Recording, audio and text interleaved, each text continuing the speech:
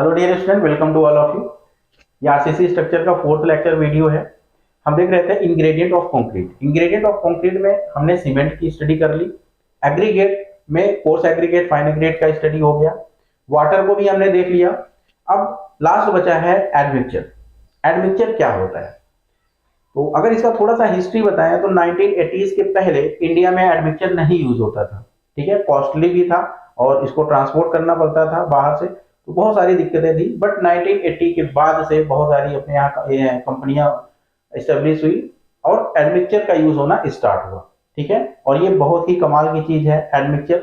ये होता क्या है, अगर इसके डेफिनेशन की बात करें तो आप ये कह सकते हैं कि जो हमारा कंक्रीट होता है, अगर कंक्रीट में बेसिक अगर हम सीमेंट, सैंड, कोर्स एग्रीगेट और वाटर, जो हमारी चार चीजें हैं, अगर इन चार चीजों के अलावा जो भी हम ऐड कर रहे हैं in order to modify the properties of concrete, then that is called admixture.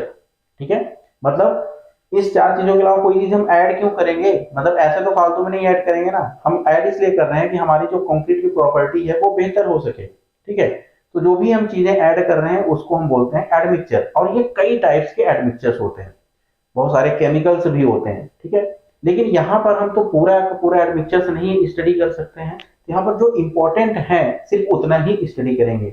अब जैसे अगर हम बात करें पोजोलानिक की, पोजोलानिक मटेरियल, ठीक है, पोजोलाना, जैसे पोर्टलैंड पोजोलाना सीमेंट था ना, तो पोजोलाना भी क्या है, वो भी एक एडमिक्सचर है जो हम सीमेंट में ऐड करके ओपीसी से पीपीसी बना लिए। ठीक है, मतलब पहले ऑर्डिनरी पोर्टलैंड सीमेंट हुआ करता था, अब पोर्टलैंड पोजोलाना सीमेंट हो गया, क्योंकि उसमें हमने पोजलैनिक एडमिक्सचर्स यूज किया। पोजलैनिक मटेरियल मतलब जैसे कि हमने फ्लाई ऐश हो गया, राइस हस्क ऐश हो गया। ठीक है, ये सारी चीजें हमने यूज कर ली। ठीक है, तो ये भी एक प्रकार का आपका एडमिक्सचर ही है। ठीक है, तो आइए जो सबसे इंपॉर्टेंट एडमिक्सचर्स का लिस्ट है वो हम देखते हैं। यहाँ पर हमने 5 कैटेगरी में ले रखा है। एक आपका प्लास्टिसाइजर्स है, एक आपका सुपर प्लास्टिसाइजर्स है, retarder, accelerator and air entraining agents. ठीक है, बाकी होता बहुत है, वाटर प्रूफिंग भी होते हैं, वाटर प्रूफिंग केमिकल्स होते हैं। ठीक है, और भी बहुत सारे होते हैं, लेकिन मैं बता रहा हूँ कि सभी को डिस्कस करना किसी काम का नहीं, क्योंकि हम कॉम्पिटेटिव एग्जाम के लिए देख रहे हैं। तो ये जो है यहाँ से क्वेश्चन भी पूछे जाते हैं और ये इंपॉर्टेंट भी है। ठीक है, तो जैसे प्लास्टिसाइजर है, प्लास्टिसाइजर को हम वाटर रिड्यूसर भी कहते हैं, इसको हम वाटर रिड्यूसर भी कहते हैं, वाटर रिड्यूसर, इसको वाटर रिड्यूसर ही कहा जाता है। और ये जो सुपर प्लास्टिसाइजर है इसी का मॉडिफाइड वर्जन है।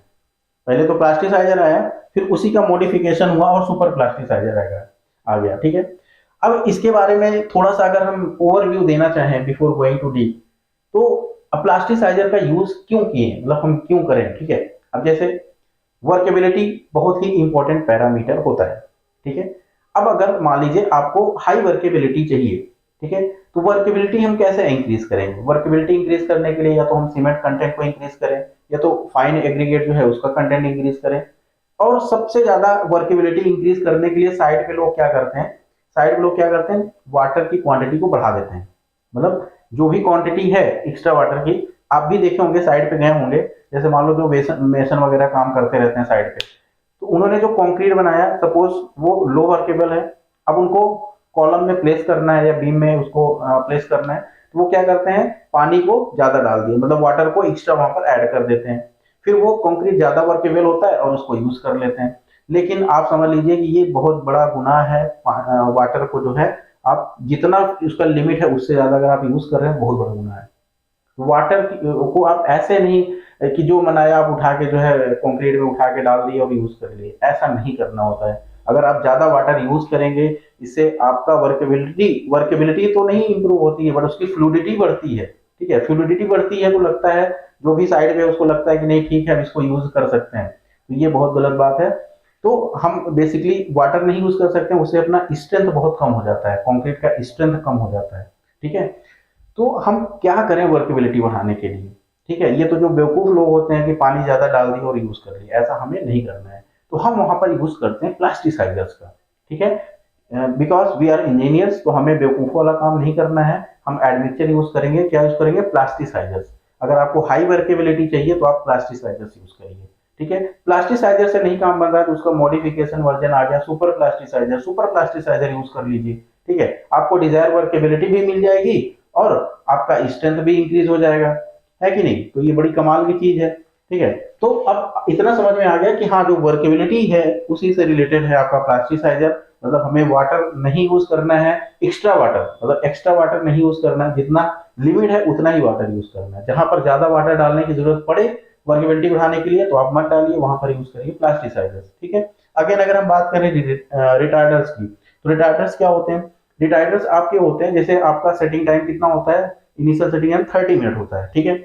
अब सपोज आपको क्या हुआ कि आपका जो सेटिंग टाइम है 30 मिनट से ना आपको चाहिए 60 मिनट, ठीक है, या फिर 1.5 आवर या 2 आवर का सेटिंग टाइम चाहिए, मतलब आपको सेटिंग टाइम को बढ़ाना है, ठीक है। तो उस केस में आप क्या करेंगे, आपको रिटार्डर यूज करना पड़ेगा। मतलब जो भी आपका हाइड्रेशन हो रहा है, हाइड्रेशन को आपको स्लो डाउन करना है, मतलब हाइड्रेशन तुरंत ना हो के थोड़ी देर बाद हो, तो वहां पर हम यूज करते हैं रिटार्डर्स की, ठीक है। अभी डिटेल में सब बात करेंगे, बस यहाँ पर हम ओवरव्यू बात कर रहे हैं। एक्सेलेटर की बात करें, एक्सेलेटर क्यों यूज करते हैं? सपोज आपका इनिशियल सेटिंग टाइम 30 मिनट है, मान लो आपको उसको चाहिए 10 मिनट या 15 मिनट में आपको उसको सेट करना है, तो आप क्या यूज करेंगे? एक्सेलेटर, ठीक है, कि आपका जो भी सेटिंग टाइम है वो जल्दी हो सके, ठीक है, मतलब जो भी आपका हाइड्रेशन प्रोसेस है वो जल्दी स्टार्ट हो सके, उसके लिए एक्सेलरेटर, ठीक है। इसके नेम से ही लग रहा है रिटार्डर, रिटार्डर मतलब जो उसका सेटिंग है उसमें डिले करेगा, एक्सेलेटर का मतलब सेटिंग जल्दी होगा, ठीक है।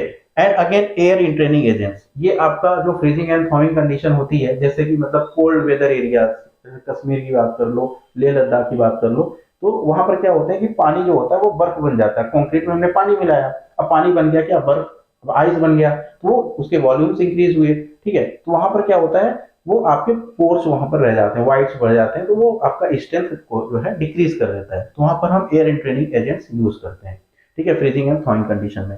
तो ये अपना एक ओवरव्यू था। अब थोड़ा सा डिटेल में बात करेंगे कि प्लास्टिसाइजर्स और सुपर प्लास्टिसाइजर, रिटार्डर, एक्सीलरेटर है एयर इंट्रेनिंग एजेंट्स की, ठीक है, ओके। अब यहाँ पर बात करेंगे प्लास्टिसाइजर्स को। प्लास्टिसाइजर्स को हम क्या बोलते हैं? वाटर रिड्यूसर बोलते हैं, ठीक है। तो बेहतर है कि आप इसको हमेशा वाटर रिड्यूसर के नाम से ही दिमाग में फीड किए रहिए, सो दैट कि थोड़ा सा अगर आप भूल भी जाए तो माइंड में बना रहे कि हाँ, वाटर को रिड्यूस करता है, दैट मीन्स जहाँ पर एक्स्ट्रा वाटर लगना होता है वहां पर हम प्लास्टिसाइजर यूज करते हैं, ये माइंड में सेट होना चाहिए, ठीक है। तो प्लास्टिसाइजर यहाँ पर सिंपल से लिख दिए हैं, it reduce water cement ratio of the water cement ratio for the given workability, ठीक है।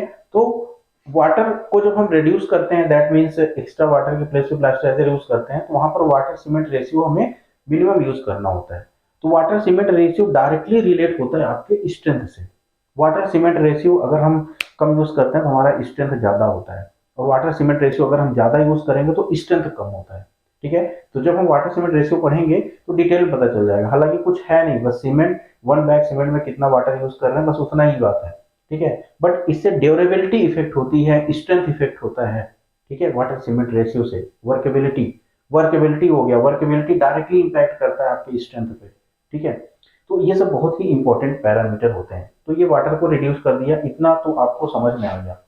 अब देखिए वाटर सीमेंट रेशियो इससे डिक्रीज हुआ, रिड्यूस हुआ, ठीक है, जो भी आपकी वर्केबिलिटी थी उसके लिए। इससे क्या हुआ, आपका स्ट्रेंथ बढ़ गया और ड्यूरेबिलिटी ऑफ स्ट्रक्चर बढ़ गया, स्ट्रेंथ एंड ड्यूरेबिलिटी इंक्रीज हो गया। अब हमें ये सीखना है कि एग्जाम में कैसे क्वेश्चंस फॉर्म होते हैं प्लास्टिसाइजर से, ठीक है। तो आपसे तो यही पूछेगा कि आपको वर्केबिलिटी इंक्रीज करने के लिए आप क्या यूज करेंगे, ठीक है। वहां पर ऑप्शंस रहेंगे, प्लास्टिसाइजर्स रहेगा, ठीक है, रिटार्डर रहेगा, एक्सीलरेटर रहेगा, ऐसे ऐसे ऑप्शंस रहेंगे। तो आपको वर्केबिलिटी अगर इंक्रीज करनी है तो आप प्लास्टिसाइजर्स यूज करते हैं, ठीक है, एक तो ये हो गया। And again it is used in 0.1 to 0.4% by weight of cement. इसका क्वांटिटी कितना रखना है, ठीक है, तो ये 0.1 से लेके 0.4% बाय, जितना आप सीमेंट, अगर सपोज आप 50 केजी आप सीमेंट की ले रहे हैं, 1 बैग सीमेंट का वेट कितना होता है 50 केजी, तो 50 केजी ले रहे हैं तो 0.1 से लेके 0.4% तक आप वहां पर प्लास्टिसाइजर यूज कर सकते हैं। और जो भी आप डोज वहां पर यूज कर रहे हैं उस डोज पे, ये बहुत ही इंपॉर्टेंट है यहाँ पर कि 5 to 15% reduction in mixing water. मतलब जो भी आप एक्स्ट्रा पानी ऐड करने वाले थे, वाटर ऐड करने वाले थे, उसमें कितना रिडक्शन होगा?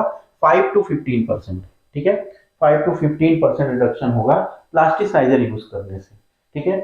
एंड अब यहाँ पर ये इंपॉर्टेंट है कि आपका जो लिग्नोसल्फेट होता है, polyglycol esters and hydroxylated carboxylic acid act as a plasticizers. तो कभी कभी प्लास्टिसाइजर्स का नेम पूछता है कि कौन से प्लास्टिसाइजर यूज होते हैं, तो सबसे ज्यादा यूज होता है लिग्नोसल्फेट, मोस्टली यूज होता है आपका लिग्नोसल्फेट। ये नाम आप याद रखिएगा कि lignosulphate is a type of plasticizer, ठीक है। तो लिग्नोसल्फेट, ये सारे जो है प्लास्टिसाइजर्स की नेम है। ये जो है लिग्नोसल्फेट के हेल्प से भी प्लास्टिसाइजर बनाया जाता है, पॉलीग्लाइकोल के हेल्प से भी प्लास्टिसाइजर बनाया जाता है, ठीक है। तो ये नेम आपको याद रखना है, स्पेशली आपको लिग्नोसल्फेट नेम याद रखना है, ठीक है। एंड अगेन आपको वर्केबिलिटी बढ़ाने की जरूरत कहां पर पड़ती है, जैसे अभी इसके बाद वर्केबिलिटी पढ़ेंगे तो वहां पर हम बात करेंगे ही। अगर हम बात करें लो वर्केबिलिटी की, तो लो वर्केबिलिटी कहां पर यूज होता है, जैसे कि आपका रोड कंस्ट्रक्शन वगैरह हो गया, ठीक है। जो पेमेंट का जो कंस्ट्रक्शन होता है वहां पर हम लो वर्केबिलिटी यूज करते हैं। अगर मीडियम वर्केबिलिटी की बात करें तो मीडियम में जनरली जो जनरल कंस्ट्रक्शन होते हैं, जैसे हम अपने घर में या जो हाउस कंस्ट्रक्शन वगैरह होता है, ठीक है, तो वहां पर जो आप कह सकते हैं कि लो रेनफोर्स्ड स्ट्रक्चर में, ठीक है, लो लो रेनफोर्स्ड स्ट्रक्चर में हम अपना मीडियम वर्केबल यूज कर लेते हैं। लेकिन हाई वर्केबिलिटी कहां पर यूज होती है, ये आपका हाईली रेनफोर्स्ड स्ट्रक्चर में यूज होता है, ठीक है। अब हाईली रेनफोर्स्ड स्ट्रक्चर कौन से होते हैं जहां पर हमें हाई वर्केबिलिटी की जरूरत पड़ती है, तो वो होता है आपका, जैसे हो गया डीप बीम। एक तो सिंपल बीम होता ही है, ठीक है। डीप बीम हम कहां पर देते हैं, जहां पर आपका लोड ज्यादा होता है, ठीक है। तो डीप बीम में क्या होता है कि हमें कंक्रीट को पूरी तरह से अंदर तक डिप करना होता है, ठीक है, क्योंकि साइज ज्यादा होता है तो वहां पर वर्केबिलिटी ज्यादा चाहिए होती है, ठीक है। तो एक तो डीप बीम हो गया। दूसरा, अगर आप वाटर टैंक देखे हो तो वाटर टैंक के जो वॉल होते हैं चारों तरफ, ठीक है, जो उसके वॉल्स होते हैं, वॉल्स में भी रेनफोर्समेंट देते हैं और वॉल में भी हमें कंक्रीटिंग करने की जरूरत होती है।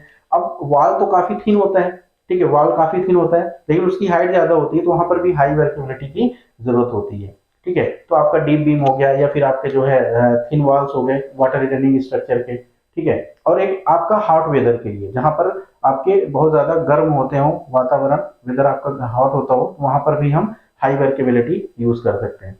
और बहुत सारी जगह होती है जहां पर ऐसे हाई वर्केबिलिटी यूज होती है। ये सिचुएशन पे डिपेंड करती है कि आप किस सिचुएशन में यूज कर रहे हैं, किस मेंबर्स के लिए यूज कर रहे हैं, ठीक है।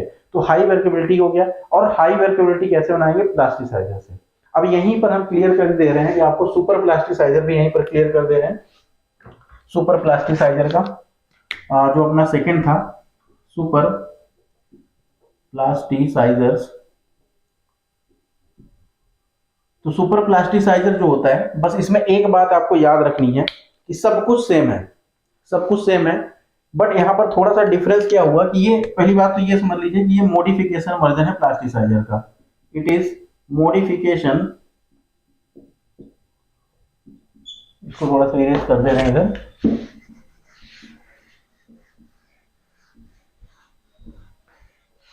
It is modification of plasticisers, ठीक है। और यहां पर बस मेन पॉइंट ये है कि वहां पर जो हमारा वाटर रिडक्शन हो रहा था 5 to 15%, यहां पर होता है 30%। 30% का वाटर रिडक्शन होता है। Water reduction is up to 30%. Water reduction is up to 30% instead of 5 to 15% which is in plasticizer. Plasticizer में 5 to 15% था, यहाँ पर वाटर रिडक्शन 30% का हो रहा है।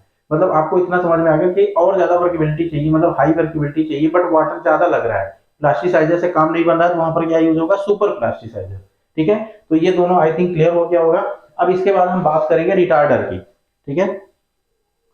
अब यहाँ पर देखेंगे रिटार्डर्स, ये बहुत इंपॉर्टेंट है, रिटार्डर और एक्सेलेटर दोनों बहुत इंपॉर्टेंट है। एक क्वेश्चन जरूर आता है एडमिक्सचर से, एक क्वेश्चन एक्सेलेटर या तो रिटार्डर या प्लास्टिसाइजर, ठीक है, बट ज्यादातर चांसेस एक्सेलेटर रिटार्डर में ही होता है। तो रिटार्डर क्या होता है, it slow down it's slow down the chemical process of hydration, it slow down the chemical process of hydration and it makes concrete workable for longer duration, ठीक है। तो जो आपका हीट ऑफ हाइड्रेशन होता है उसका जो प्रोसेस होता है उसको ये स्लो कर देता है। जैसे ही हम वहां पर रिटार्डर ऐड किए, ठीक है, वैसे ही ये प्रोसेस आपका स्लो हो जाता है।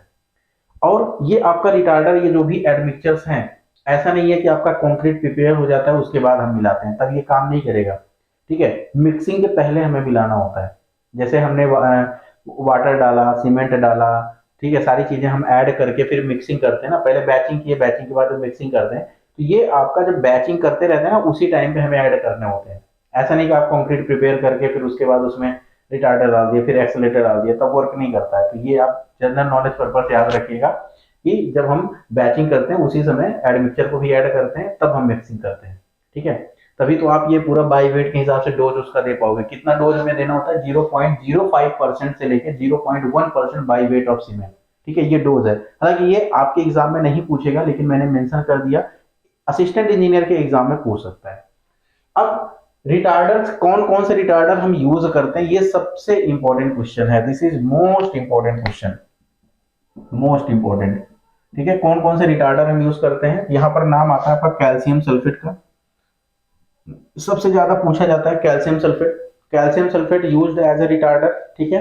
एंड शुगर, ये कौन सी शुगर है पता है? जो हम आप शुगर यूज करते हैं, ठीक है, खाने वाली जो शुगर होती है वही है शुगर, ये, ठीक है। शुगर यूज करके भी आप उसको retarder, as a retarder use कर सकते हैं शुगर को, ठीक है। बाकी स्टार्च है, सेलुलोस है, ठीक है। बट यहाँ पर सबसे इंपॉर्टेंट आपको याद रखना है calcium sulphate, sugar and gypsum. लेकिन जिप्सम के लिए एग्जाम में तो जिप्सम ऑप्शन में दे देगा, लेकिन हम आपको बता दे रहे हैं कि जिप्सम तभी यूज करेंगे जब वहां पर proper control and inspection available हो साइट पर, ठीक है। क्योंकि इसको बहुत ही कंट्रोल के साथ यूज करना पड़ता है जिप्सम को, और भी बहुत सारे कंडीशंस होती हैं जिप्सम यूज करने की, ठीक है। बट सबसे बेस्ट है कैल्शियम सल्फेट।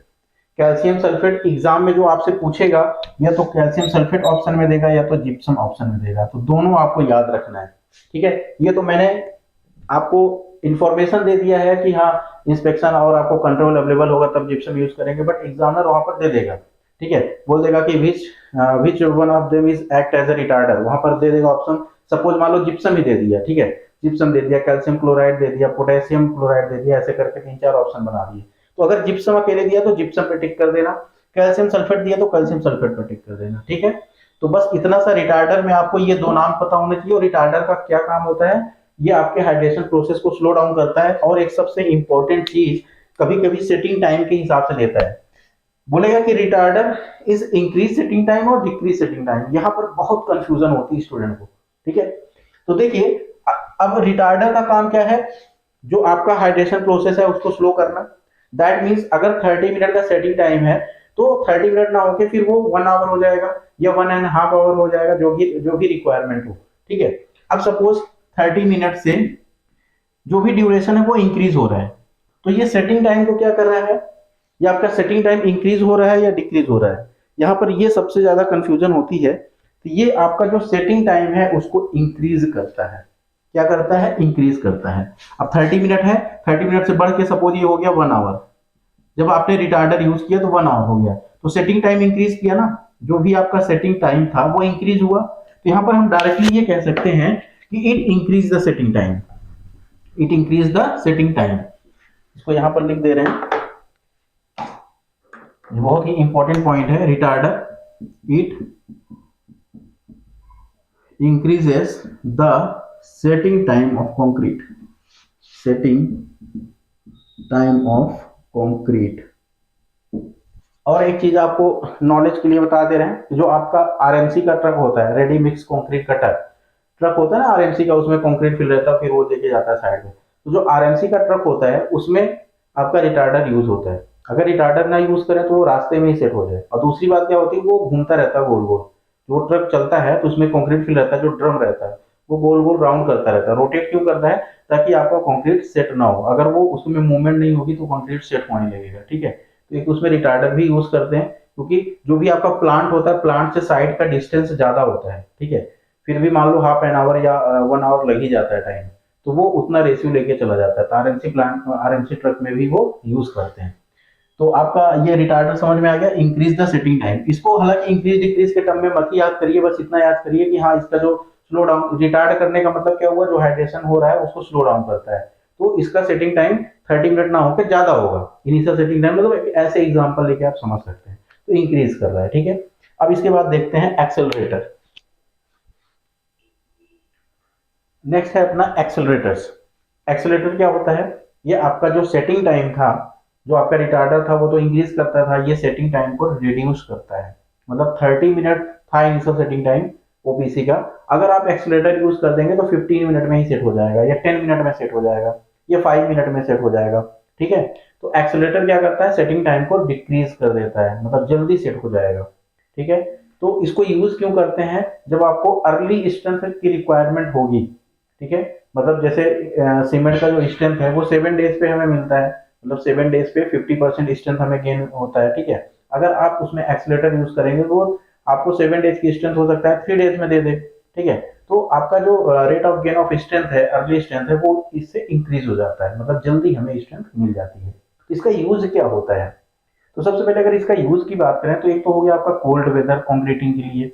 जैसे कोल्ड वेदर में क्या होता है कि उसमें जो आपका कंक्रीट है वो जल्दी सेट नहीं होता है, क्योंकि एटमॉस्फेयर कोल्ड होता है, ठीक है, टेम्परेचर बहुत ज्यादा कम होता है, ठीक है। क्योंकि स्टैंडर्ड टेम्परेचर 27 डिग्री होता है, 27 डिग्री ±2 डिग्री, ठीक है। बट आपका जो 27 कोल्ड वेदर में बहुत ही कम होता है, तो उस केस में एक्सेलरेटर हमें यूज करना पड़ता है। एक तो वहां पर आप यूज कर सकते हैं, दूसरा आपको स्पीडी कंस्ट्रक्शन चाहिए, मतलब जो भी फॉर्म वर्क वगैरह है, फॉर्म वर्क हमें जल्दी वहां से इरेक्ट करना है, तब हम एक्सेलरेटर यूज करेंगे, सो दैट जो फॉर्म वर्क हम 7 डेज के लिए यूज कर रहे थे वो हम 3 to 4 डेज में फॉर्म वर्क को हम रिमूव कर सकें और उसको फिर से यूज कर सकें, ठीक है। या फिर रोड रिपेयर वर्क होता है, road emergency road repair work, मतलब मान लो कोई आपके जो है सीएम वगैरह आने वाले हैं और रोड को आपको कंप्लीट करना है रात भर में, तो उस केस में क्या होता है, फिर वो एक्सीलेटर यूज करते हैं और जल्दी से वहां पर रोड रिपेयर कर लेते हैं, ठीक है। या और भी जेन्युइन रीजंस होते हैं। तो ये आपका एक्सीलेटर का यूज हुआ। अब सबसे इंपॉर्टेंट ये है कि क्या क्या एक्सीलेटर के तरह यूज होते हैं, मतलब ऐसे कौन कौन से कंटेंट हैं। अब यहाँ पर देखिए कैल्शियम क्लोराइड है, सिलिकेट्स है, फ्लोरोसिलिकेट्स है, एंड एक्सेट्रा, और भी बहुत सारे एक्सीलेटर यूज होते हैं। देखिए यहाँ पर इंपॉर्टेंट ये है कि कैल्शियम क्लोराइड ये एग्जाम में सबसे ज्यादा पूछा जाता है, बट ये यूज नहीं होता, it is not use now days. यहाँ पर डायरेक्टली लिख दे रहे हैं नॉट यूज नाउ डेज। इसको इसलिए नहीं यूज करते क्योंकि यहाँ पर क्या है, क्लोराइड है। तो क्लोराइड है, और आपको पता ही है कि रेनफोर्समेंट हम देते हैं कंक्रीट में, तो जो आपके स्टील बार्स होते हैं वो उसमें कोरोजन लग जाता है, और जो कोरोजन होता है बहुत ज्यादा हार्मफुल होता है। इसीलिए कैल्शियम क्लोराइड फिलहाल आजकल नहीं यूज किया जाता है। तो कैल्शियम क्लोराइड की जगह पे आप सिलिकेट यूज कर सकते हैं, फ्लोरोसिलिकेट यूज कर सकते हैं, और भी बहुत सारी चीजें यूज कर सकते हैं। लेकिन अगर हम एग्जामिनेशन पॉइंट ऑफ व्यू से बात करें, जो भी आपके कॉम्पिटेटिव एग्जाम है, तो उनको ये नहीं फर्क है कि होता है यूज नहीं होता है, वो ऑप्शन में मेंशन कर देंगे। अगर एक्सीलेटर की जगह आपको कैल्शियम क्लोराइड दिया जाता है, आप चाहे आईएएस का एग्जाम देख लीजिए, जो भी एग्जाम दीजिए, वहां पर ऑप्शन में रखते हैं कैल्शियम क्लोराइड, ठीक है, और आपको टिक करना ही होगा, ठीक है। ये तो ठीक है, आप नॉलेज पर्पज से जान गए कि हाँ ठीक है, आजकल यूज नहीं किया जाता है। क्यों नहीं यूज किया जाता, क्योंकि क्लोराइड होता है, क्लोराइड कंटेंट की वजह से क्या होता है, आपका क्रोजन होता है। लेकिन फिर भी आपको कैल्शियम क्लोराइड का नाम याद रखना है, ठीक है। जिप्सम या कैल्शियम सल्फेट यूज होता है कहां पर, रिटार्डर में। एक्सीलेटर में कैल्शियम क्लोराइड यूज होता है, ठीक है। या सिलिकेट का नाम भी आप याद रख सकते हैं। कहां पर यूज होता है वो हमने बता ही दिया है। And it reduce the setting time of the concrete. तो ये सारी डिटेल थी, आपका एक्सीलेटर हो गया। अब एक और आपका बचा है एयर ट्रेनिंग एजेंट्स, उसको भी देख लेते हैं, फिर आपका ये जो एडमिक्सचर्स वाला टॉपिक है ये कंप्लीट हो जाएगा। फिफ्थ है एयर इन ट्रेनिंग एजेंट्स। ये बहुत ही इंपॉर्टेंट होता है।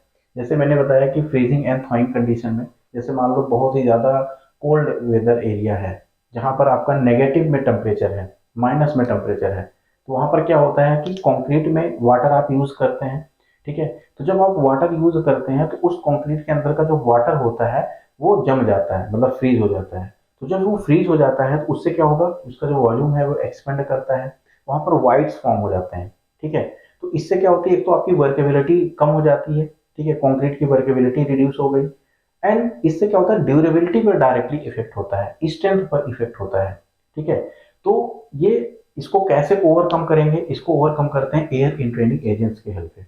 अब ये जो एयर इंट्रेनिंग एजेंट्स होते हैं ये क्या करते हैं, ये जो एटमॉस्फेयर का जो आपका एयर बबल्स होता है उसको अपने साथ कैरी करते हैं, कंक्रीट के अंदर लेके जाते हैं, और उस एयर बबल को जहां पर वाइड्स होता है वहां पर वो फिल करते हैं। तो जिससे वहां पर एक आप ये कह सकते हैं कि मोबिलिटी बढ़ जाती है, तो जिससे वर्केबिलिटी हमारी इंप्रूव हो जाती है, और आपका फाइनली फाइनली जो हमारा ड्यूरेबिलिटी है वो मेंटेन हो जाती है या इंक्रीज हो जाती है, ठीक है।